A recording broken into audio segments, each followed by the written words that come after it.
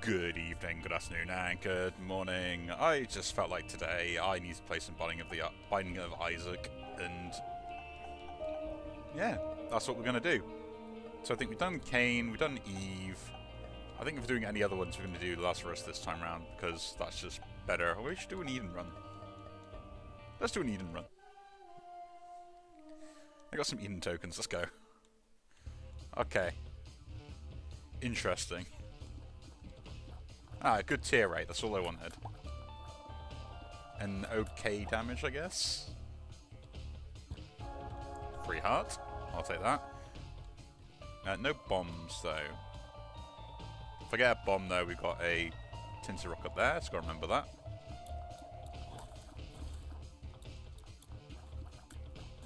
Do you have, like, charm tiers? Interesting. Capricorn, all stats up. This is a very good start. I'm not going to complain at all. Ooh, a chest and a key. That is kind of worth going for, so we'll do it.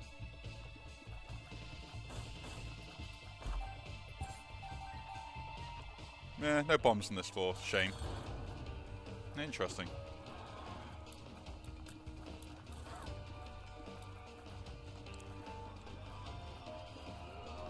Yeah, use the Monster Man well. Ah, some bombs. Yeah, and we'll take that. I will go for the Tinted Rock. Because, you know, it's going to be good if I do. Kind of min-max everything. I might even sacrifice the... Ooh, nice. I might sacrifice one of these Spirit Hearts to go into the Curse Room.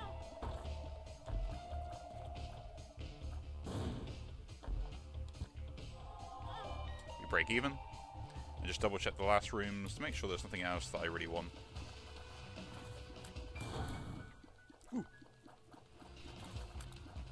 Special room. Oh, the Book of Sin. I'll take Bob's A Rotten Head. Thank you.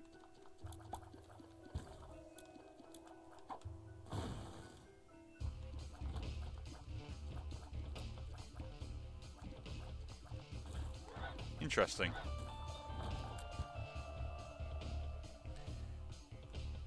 Ah, the Monster Manual. The Monster Manual does, I think, last for the floor as well, doesn't it? So it's kind of better, but like Bob's Rotten Head I quite like for just the burst of damage that you can get from it sometimes.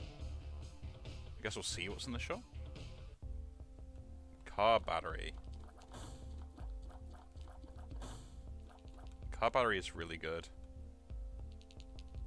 But nah.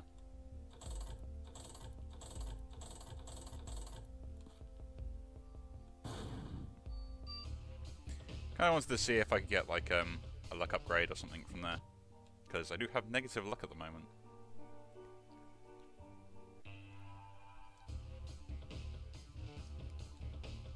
So yeah, I mean I probably while I'm recording this at the moment, I probably will be streaming later today at some point. So it is on my list. So either I have been streaming, I am streaming, or I've finished streaming. Those are your choices. It's a good hit.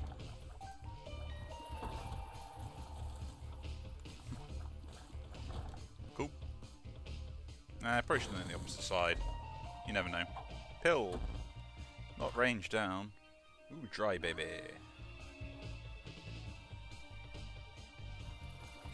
But yeah, I'm kind of setting up a routine. I've had to kind of shuffle stuff around, and actually had a good evening yesterday playing some D&D with some friends, so that's always good fun. We sit there, we make our funny voices, we do our accents, and everything else as well. Ooh, a dime. It almost makes it worth going towards. I guess I charm enemies that I'm like really close to. Bomb. Thought I could get lucky. And the boss fight. That's fine, you're dead.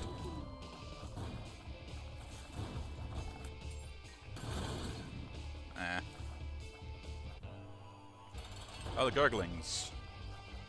Oh, I missed.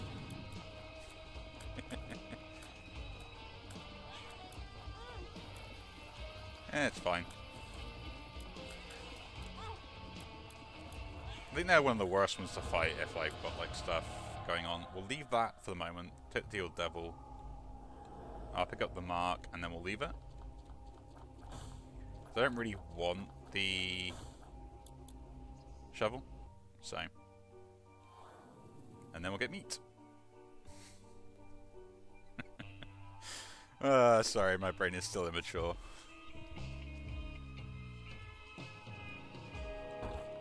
Oh yeah, we'll go for this. Oh, those are two really good items.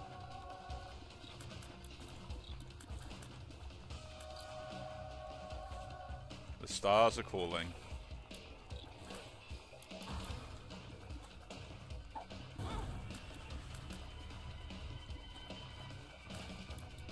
So now we'll have the Zodiac rooms should be appearing in the rooms now. It's going to be interesting.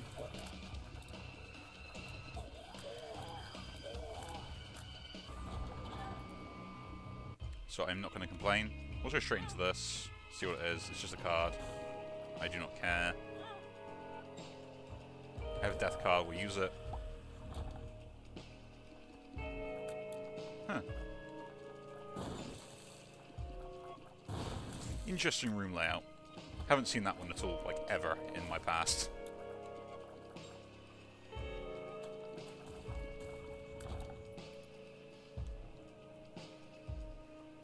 But yeah, I know that, like, Binding of Issac has, like, a lot of updates since, like, I kind of stopped playing it. So some of the stuff, although I might know, I won't know everything.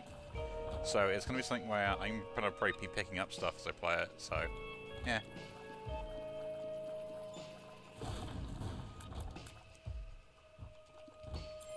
But yeah.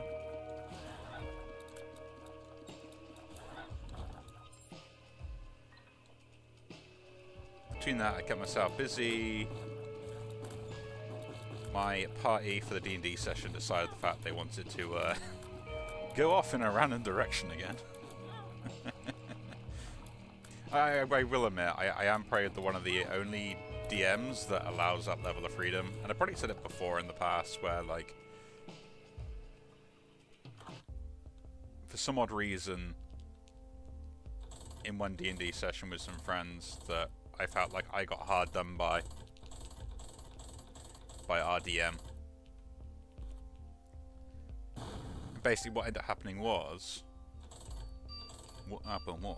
is the fact that essentially they wanted us to go down a particular route, right? Which is fine, but the issue was I kind of rolled really well, surprisingly. I know, it was amazing. Like even I didn't believe it.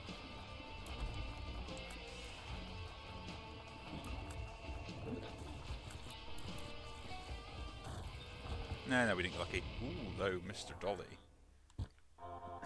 With 3 black cards. Madness. We have not found the item room yet, so let's go hunting for that. Oh, yeah. So yeah, I kind of rolled really well, and I got out of the situation, but as I kind of always said, like, you know, I'm not going to argue with the DM's ploy or anything else as well. If that's the way they want to go about it, that's the way they want to go about it. But I will complain about it afterwards, because, yeah, it was completely unfair. So, essentially, the entire party kind of entered this sort of, like, market, this kind of, like, black market area and everything else as well. And we're kind of looking around a particular area, kind of scouting for stuff and trying to find kind of essentially what's going on and tracking people down. Now, you know, they asked us to roll for perception. I passed that, so I noticed that people were following us, which, you know, okay, I noticed they were following us.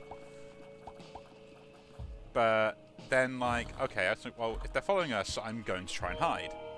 I failed my first check. I then succeeded in my second check, which that means I was stealth, I was hidden, they couldn't find me, they couldn't track me. And obviously then, like, I mingle into the crowd. Mind you, I am a gnome, so I have very good stealth. I am also a gnome rogue. I picked the arcane trickster subclass, but that's for like other reasons more than anything else, more just like aesthetics. But yeah, so I'm completely hidden. You know, I even make sure that, I think, what was it? I should be able to do it before, which I think was like cast an illusion of myself just walking around to make sure that they were clearly distracted. Ooh. Pick it up. Neptune. Interesting. I like this.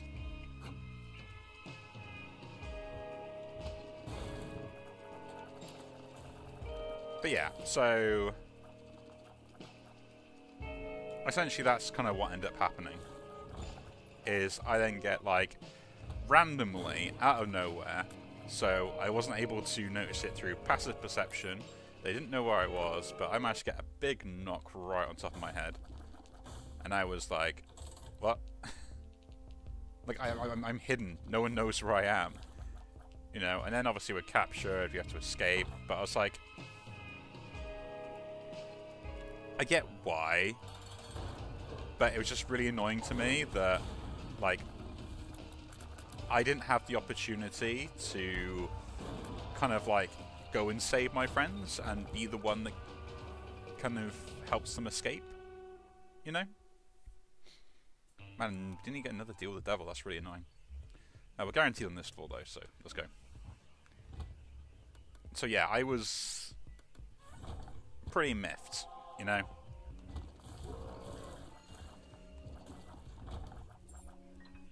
Like, I wanted to go around putting bananas in corridor, or banana peels in corridors, and making people slip up, and yes, my gnome rogue is literally a jester, but that was the fun of it. That is exactly what I designed him for.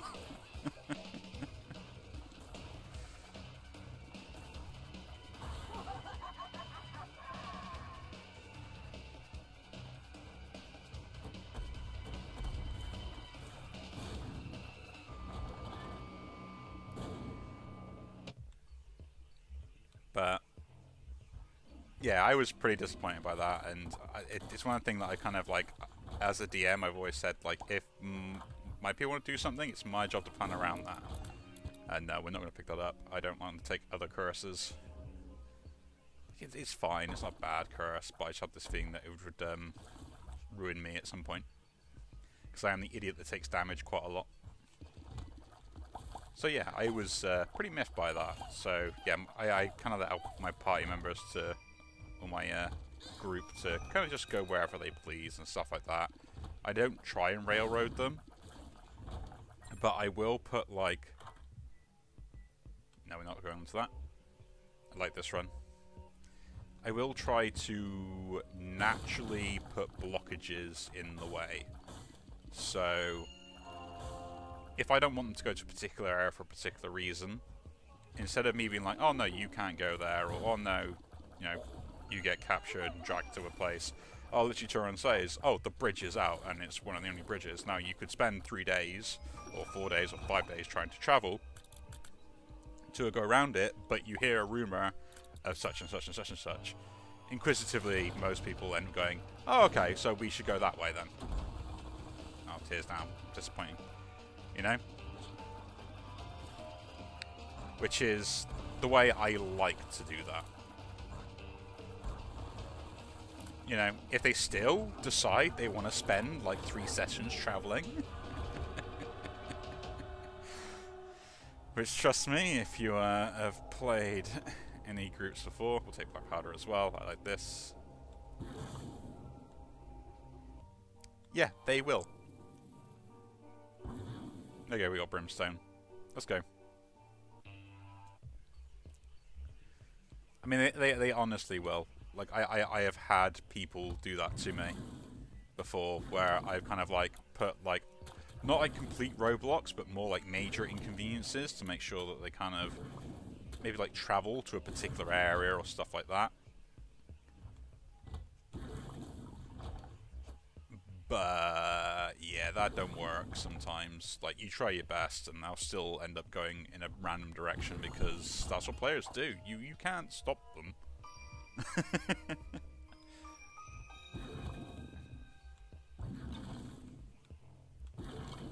It's just one of the rules that I think for playing Dungeons & Dragons, I kind of said to myself, which was, what's more important, the story I'm telling or the enjoyment of the people going through that story? And yeah, I would love to tell an epic tale and everything else as well, but surprisingly enough,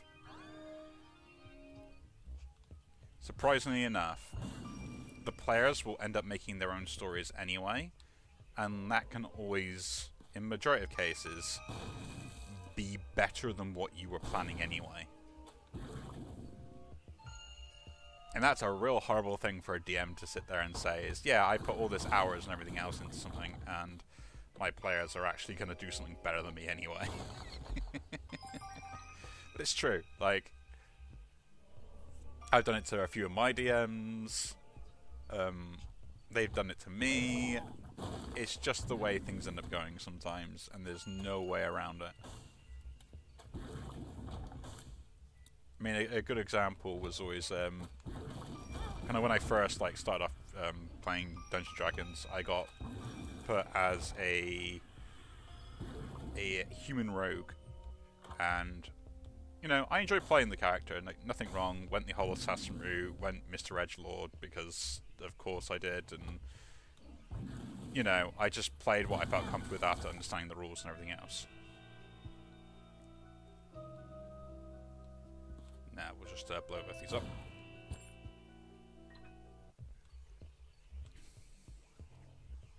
So that was an interesting time that I ended up doing that for.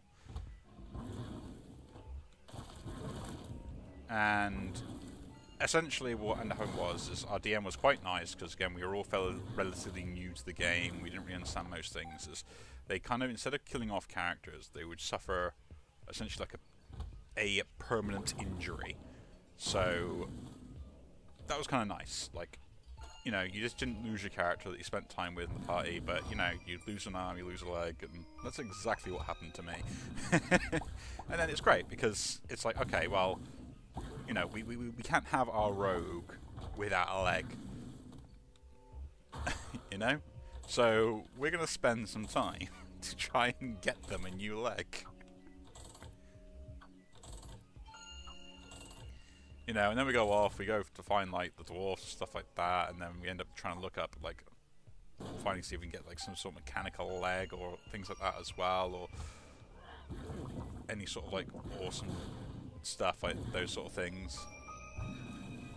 But yeah, I enjoyed that, but then there was costs associated with that, which was then like upkeep and all this cool stuff that he ended up coming with, and it was kind of like one of the DMs I kind of idolized and was like, if I'm ever a DM, like, I want to be that guy.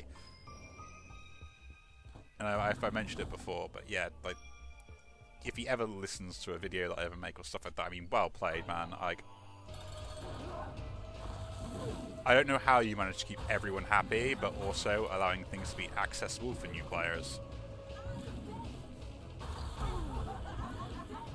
Like, I was impressed, and I enjoyed every moment playing that game.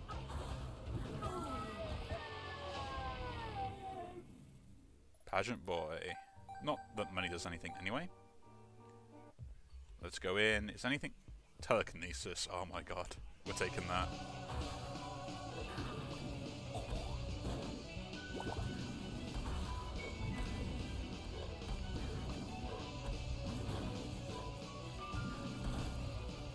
We are doing a boss rush, people.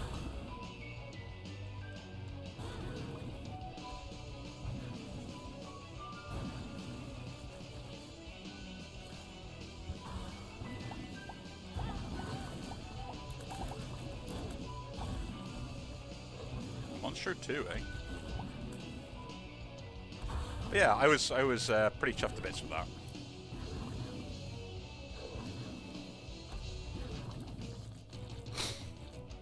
So yeah.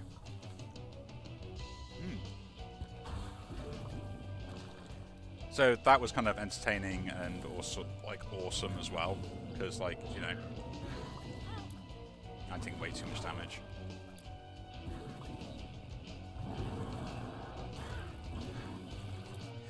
Enemies on the ground that I cannot see. Just what I wanted to see, you know? So, yeah, like... But, like, as I said, like, for me making my own sort of drama, like, everyone in the game knew that, like, if I was going to roll a dice, I was going to roll terribly. Like, there was no, like, oh yeah, you know, it's just going to be like a complete accident or whatever. No, I am going to roll absolutely terribly 100% of the time.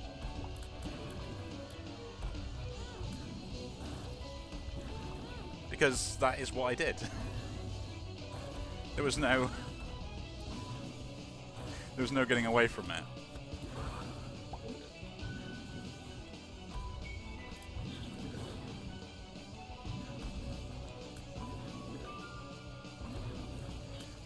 So it was... So we were playing just a normal session. We were like, oh yeah, we're going to get like...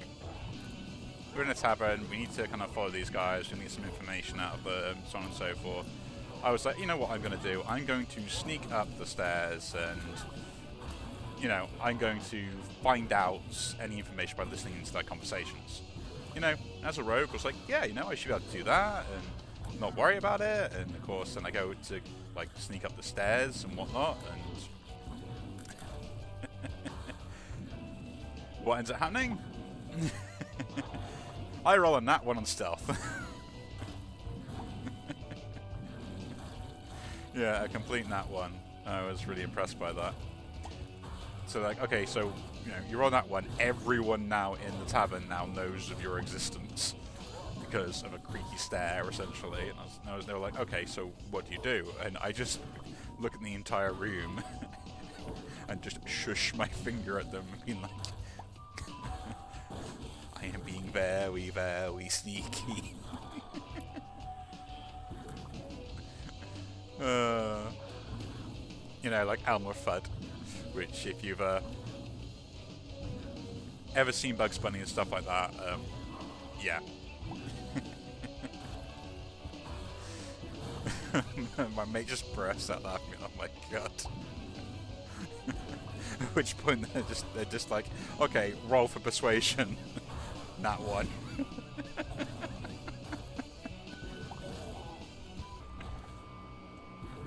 Undefined has now appeared. And we get the teleport. Yeah, I'll take the teleport.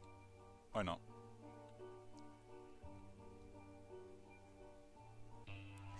So yeah, it was an absolute delight.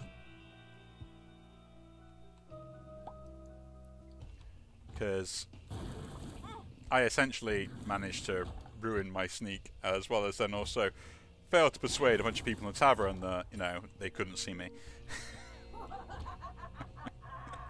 And my mate was just like, man, if you did all that and still managed to persuade people to not see you, I would have been impressed. I would have said, I'd be impressed if I didn't roll that 1.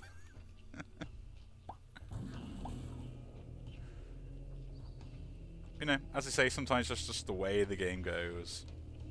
Where are we going? Upwards, cool.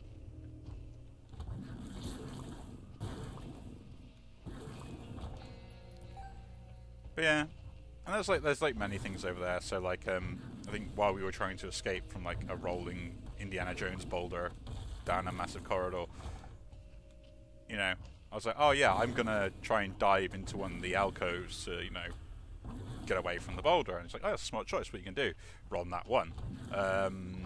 So you do dive into it, but the boulder crushes your left arm. And I was like, oh, great.